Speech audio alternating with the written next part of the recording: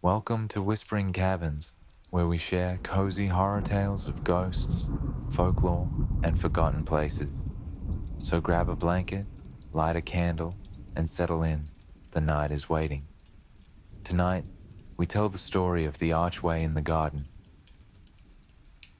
The old estate at the edge of town had been abandoned for so long that ivy had claimed nearly every stone.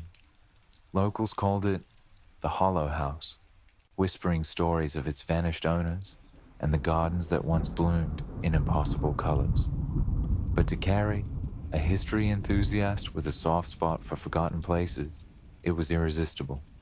She slipped through the rusted gate on a cool autumn afternoon, boots crunching over weeds and scattered leaves.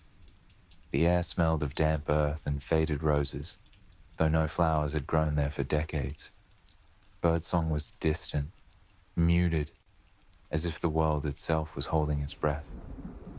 The garden was larger than she expected. Rows of twisted hedges, cracked fountains, marble statues whose faces had eroded into blank, eerie masks. And then she saw it, an archway, freestanding, draped with vines. Its stones were weathered but strangely intact, carved with delicate patterns of leaves and serpentine shapes. Carrie brushed the moss from one column, tracing the etchings with her fingertips. She felt a sudden warmth, like a pulse beneath the stone. She laughed nervously. Well, that's odd. Still, the arch seemed to beckon her. Beyond it, the air shimmered faintly, like heat rising from pavement. Curious Carrie stepped through, and the world lurched. The chill of autumn vanished. Sunlight, bright and golden, poured over her shoulders. The garden around her was no longer dead, but thriving. Rows of blooming roses, trimmed hedges, fountains flowing with clear water. Voices drifted on the air, laughter, conversation, the rustle of skirts. Carrie's heart stuttered. People in 19th century dress strolled the paths. Women carried parasols. Men in tailcoats sipped from glasses of champagne. The estate, once a ruin, now gleamed with grandeur. She stumbled back towards the archway, but when she turned, there was only a hedge. No stones, no vines, no shimmer. Her pulse quickened. She was trapped. Carrie wondered, trying not to draw attention. She muttered explanations to herself. Reenactment, elaborate preservation project.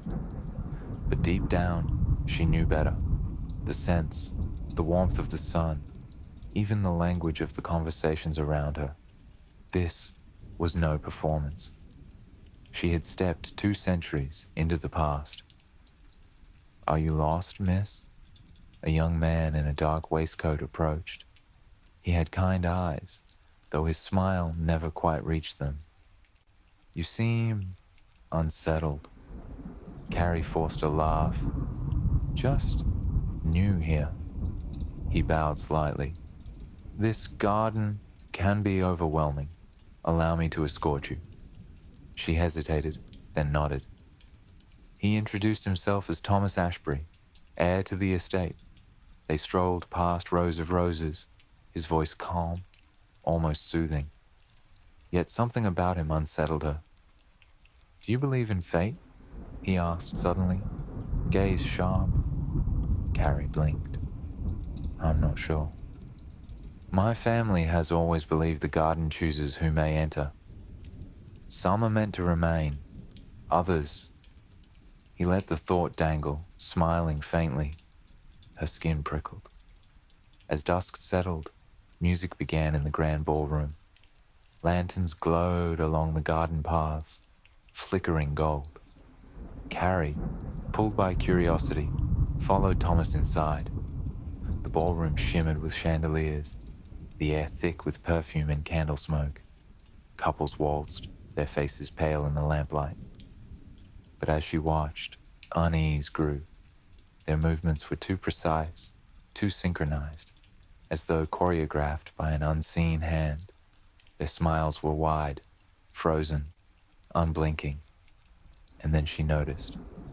No one's reflection appeared in the great mirrors lining the walls. Her breath caught. Thomas leaned close. The hollow house remembers those who enter. It does not let them go. Carrie fled, heart pounding, darting through the halls until she burst back into the garden. The archway. She had to find it, but where it once stood was only hedge and stone, no doorway to her own time. The laughter of the party swelled behind her, spilling out into the night air. The guests were coming closer, their pale faces turned toward her, smiles stretching too wide. She ran through the garden paths, branches clawing at her dress, until, there, the shimmer, just a flicker in the air, hidden among the vines. She threw herself forward. Carrie landed hard, breath knocked from her chest. Cold air pressed around her. She scrambled to her feet. The garden was silent, ruined once more. The roses withered, fountains dry. The archway stood before her, still draped in ivy. Relief flooded her, until she noticed the stone. Fresh carvings now adorned its base, roses entwined with serpents, and in the center, a new face, her face, etched in stone, eyes wide, mouth frozen in a silent cry. Behind her, the faintest strains of waltz music drifted through the empty garden. Thank you for joining us tonight at Whispering Cabins, where we tell cozy horror tales. If you enjoyed The Archway in the Garden, be sure to subscribe for more eerie stories. Until next time, keep warm, keep the lantern lit, and listen closely.